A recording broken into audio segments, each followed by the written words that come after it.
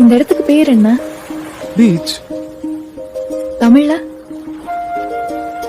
கடல். கடற்கரை. கடல் இல்லாம கரையால இருக்க முடியாது. கரையை தேடி கடலால வராமையும் இருக்க முடியாது. இப்போ கடலும் கரையும் தனித்தனி பர்சன் நினைச்சுக்கோ. 2 பேருக்குள்ள ஒரு சண்டை வருது, அவங்க புரிஞ்சு போயிடுறாங்க.